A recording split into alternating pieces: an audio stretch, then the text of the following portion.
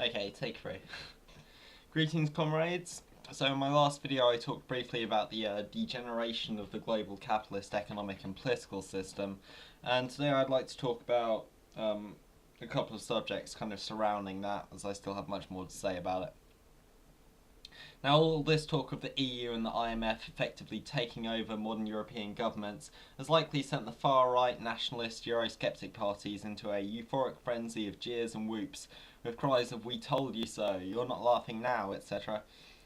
UKIPs, Freedom parties, the Breivik, the Ron Paul types, well and good. The situation appears to have played out in much the way you predicted it might.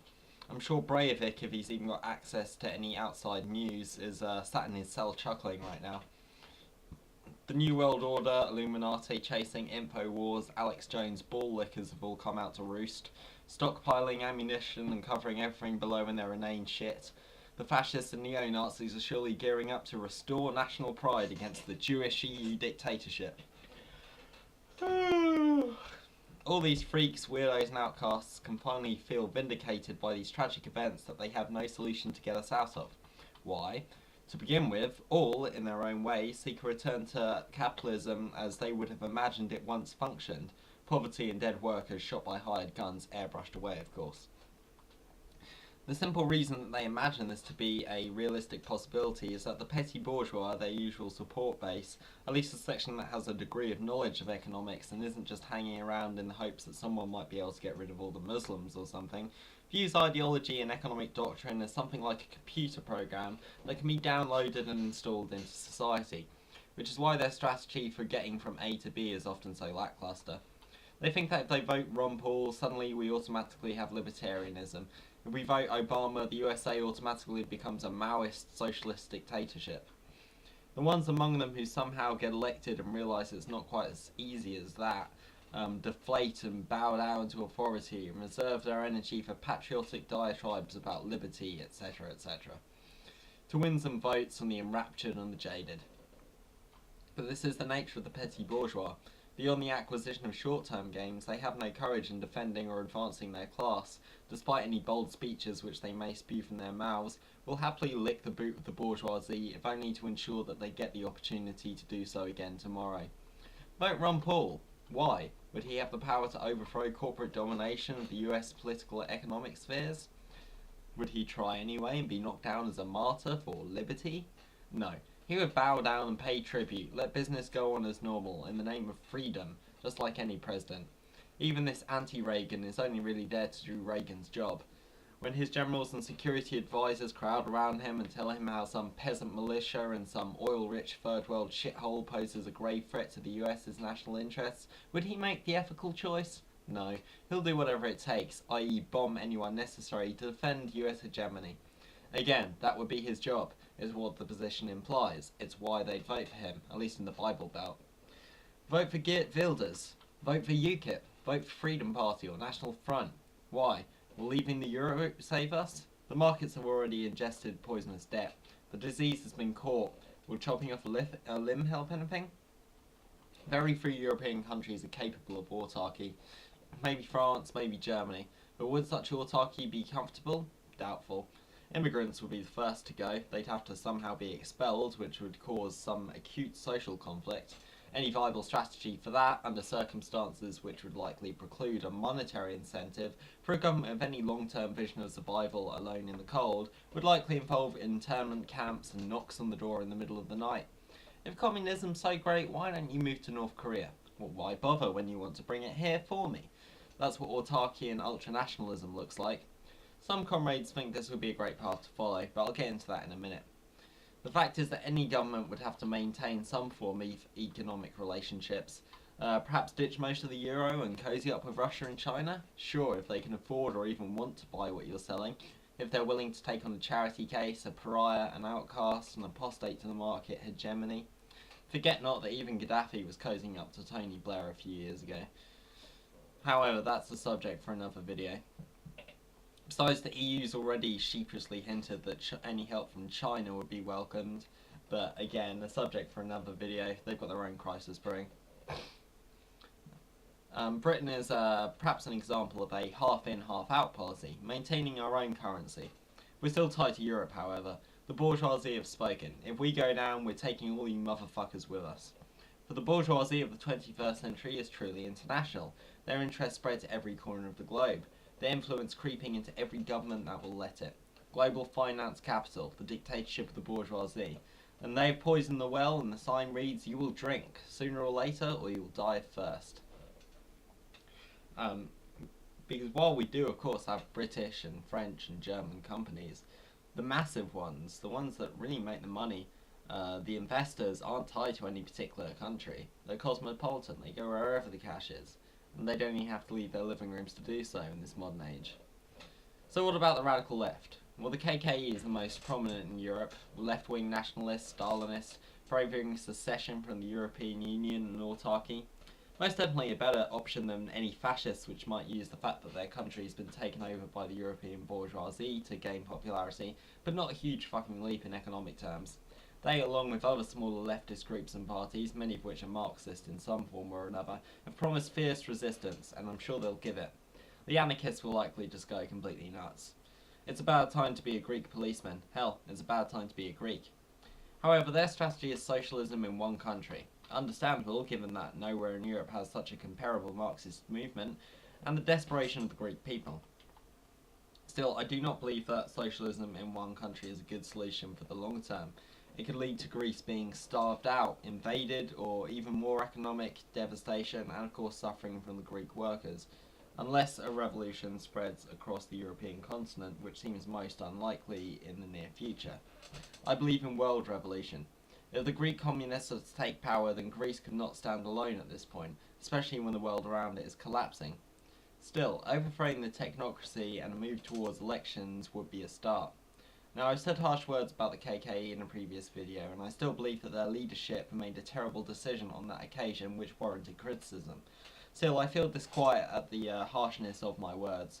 At the end of the day, they and the other Marxist groups in Greece, despite my disagreements and any disagreements which any of us might have with their strategies or their ideologies, are still our comrades, our boys and girls, and they deserve and need our support. We should criticise any move they make which we think are incorrect or would have negative consequences for the world working class and the Greek working class. And that's the essence of Marxist organisation, criticism and self-criticism. But at least we'll give them the moral support in the face of a difficult situation which is only getting worse. Now, why do I disagree with socialism in one country? Well, it was never part of Lenin's plan for a start. His gamble was that when the Bolsheviks took power in Russia, it would lead to a European or perhaps even a world revolution. And what he was really betting on was the German Revolution, which he hoped would be able to completely change the nature of the war at least. But unfortunately you had Karl Kautsky and the other social chauvinist renegades who sided with their own German government rather than the workers of Europe. The Spartacist uprising was then put down by the Social Democratic government. Things did not go really according to plan. And there was the Finnish Civil War, which Mannerheim beat the Finnish Red Guards. You had the Hungarian Soviet Republic, I can't remember that guy's name, and for a very brief period of time I think it was the Slovak Soviet Republic, and I believe they were crushed by, they just didn't have the military forces capable of defending themselves. The fact is that imperialism was too strong at that point in time, and the revolution was not deep enough. They didn't turn enough soldiers over to the side, and that's what really counted at the end of the day. Later on you had the first Red Scare in America, which basically resulted on the government cracking down hard for a long time on the revolutionary labour movement in America, which who knows, maybe it's coming back to life, but I'm not the one to ask about that. I would suggest looking at Comrade Dina and his channel and seeing what he has to say.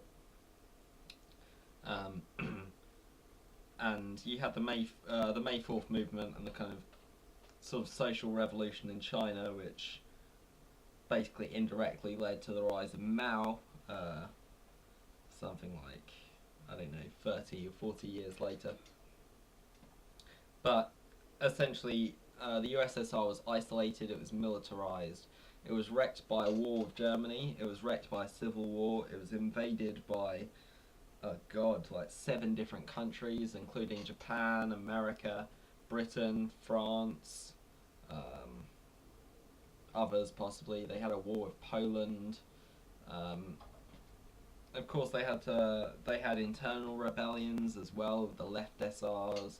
Had the war of the anarchists in Ukraine. The country was economically devastated, and when you have economic devastation, that leads to it inevitably leads to having to use authoritarianism in order to restructure it. And then, of course, the internationalist position of the left wing of the Bolsheviks lost a lot of face, causing a swing to the right, and the opportunism of the right wing of the Bolshevik Party, which of course led to Stalin, and then we all know how it went from there. Of course, perhaps it was a good thing that Stalin was around to, basically have his major part in, the USSR's major part in defeating Nazi Germany, but for a lot of the people who suffered under Stalin, I don't think it was necessarily such a great thing at all. Subject for another video. Therefore, in light of that, in light of attempting to learn from history, what we need is a pan-European movement. We need to, first of all, we must recognise that the size and popularity of the KK is mostly an anomaly. I mean, the sectarianism amongst the Marxist parties in Western Europe have completely paralysed the Marxist left. While most claim to follow the legacy of the Bolsheviks, what they fail to recognise is that the Bolshevik history up until the rise of Stalinism was marked by factions within the party struggling to find the correct line for this and that situation, up until the day of the revolution. Lenin was often in the minority for his kind of extreme positions, though the rank and file supported him.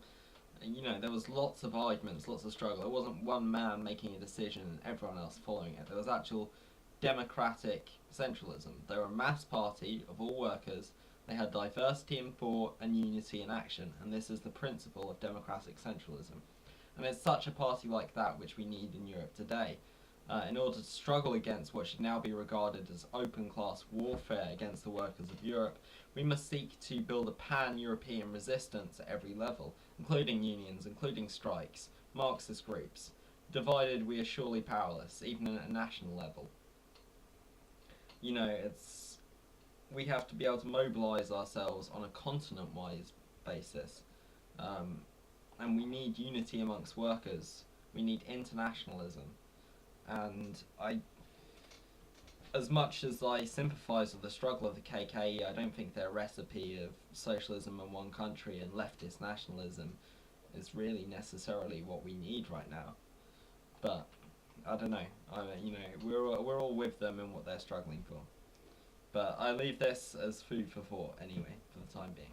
But let me leave you with a quote from Rosa Luxemburg to help inspire you. She says, "Dividends are rising, and the proletarians are falling. And with everyone that sinks into the grave, there is a fighter of the future, a soldier of the revolution, mankind's saviour from the yoke of capitalism. The madness will cease and the bloody demons of hell will vanish only when the workers of Germany and France, England and Russia finally awake from their stupor, extend to each other the brotherly hand, and the drawn-out bestial chorus of imperialist warmongers, and the shrill cry of capitalist hyenas with labour's old and mighty battle cry. Proletarians of all lands, unite." Red salutes, comrades.